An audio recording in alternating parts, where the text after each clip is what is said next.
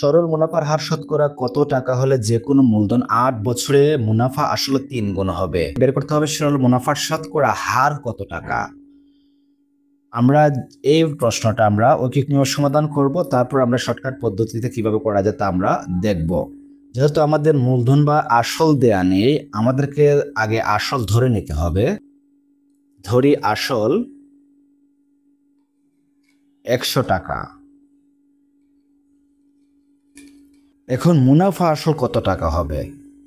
আমাদেরকে মুনাফা আসল প্রথম দিকে বের করতে হবে। যেহেতু বলেছে মুনাফা আসল হচ্ছে 3 গুণ, আসলে 100 টাকা হলে মুনাফা আসল হবে 100 গুণ 3 সমান হচ্ছে 300 টাকা।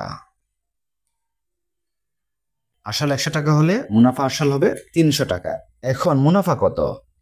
আমাদের আসল যেহেতু 100 টাকা ছিল আর মুনাফা আসল 300 টাকা, তাহলে 300 টাকা থেকে 100 টাকা বিয়োগ দিলে আমাদের মুনাফা বেরিয়ে যাবে। 300 বিয়োগ 100 সমান হচ্ছে 200 টাকা। 200 টাকা। আমাদেরকে সরল মুনাফার শতকরা হার বের করতে হবে। তাহলে 100 টাকার 8 বছরের মুনাফা কিন্তু 200 টাকা। আমরা লিখব 100 টাকার 8 বছরের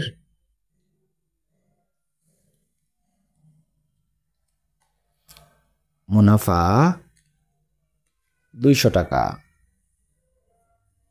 অতএব 1 টাকার 1 বছরের মুনাফা অবশ্যই কম হবে, সেজন্য আমরা 200কে ভাগ দিব 100 এবং 8 দিয়ে, 100 গুণ 8 টাকা। অতএব আমাদেরকে বের করতে হবে সরল মুনাফার শতকরা হার, মানে 100 টাকার 1 বছরের মুনাফা কত।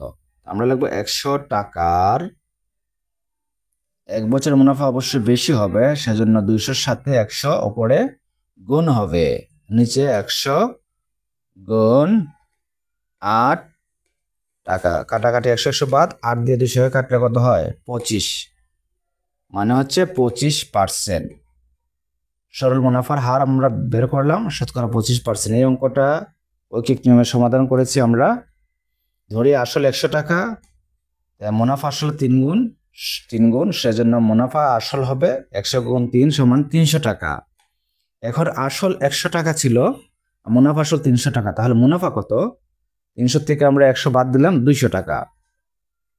এখন এই যে 200 টাকা মুনাফা, এটা হলো 8 বছরের। 100 টাকার 8 বছরের মুনাফা হচ্ছে 200 টাকা। 1 টাকার 1 বছরের মুনাফা কম হবে, সেজন্য আমরা 108 দিয়ে 200কে ভাগ দিলাম। 100 টাকার 1 বছরের মুনাফা, সরল মুনাফার হার মানে 100 টাকার 1 বছরের মুনাফা বের করতে হবে। 100 টাকার 1 বছরের মুনাফা বেশি হবে, সেজন্য আমরা গুণ দিলাম। ক্যালকুলেশন করলে 25%। এই অঙ্কটা যখন ঐকিক নিয়মে ভালোভাবে বুঝে আসবে, তখন আমরা এমসিকিউ পরীক্ষার ক্ষেত্রে আমরা শর্টকাট পদ্ধতি আমরা ফলো করতে পারি। আগে এটা ভালোভাবে বুঝতে হবে। আমরা এখন শর্টকাট পদ্ধতিতে কিভাবে করা যায় আমরা দেখি।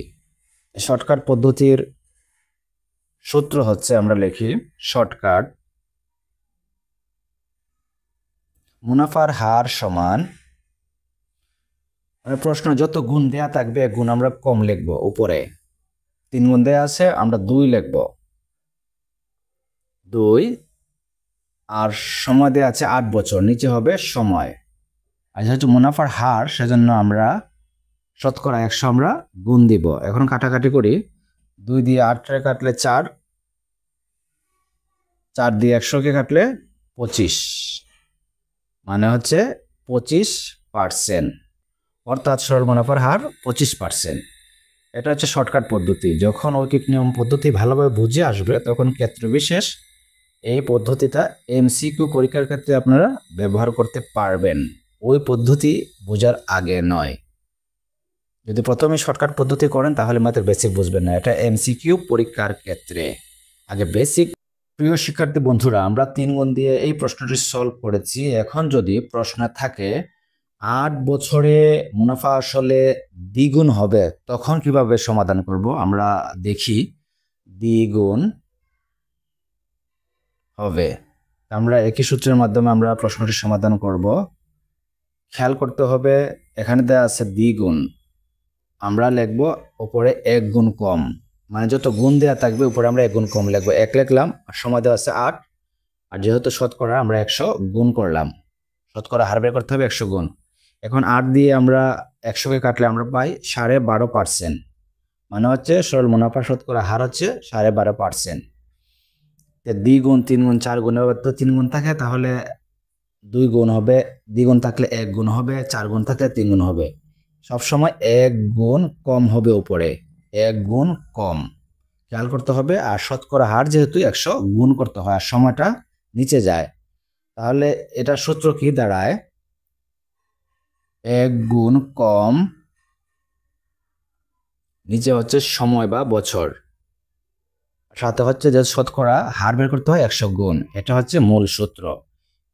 এই শর্ট টেকনিক দিয়ে এই ধরনের প্রশ্ন সহজেই সমাধান করা যায়। আগে কিন্তু বুঝতে হবে ঐকিক নিয়ম। আবারও বলছি, ঐকিক নিয়ম বেসিক মজবুত হলে এভাবে এমসিকিউ পরীক্ষার ক্ষেত্রে সমাধান করা যাবে। ভালো থাকবেন। আসসালামু আলাইকুম।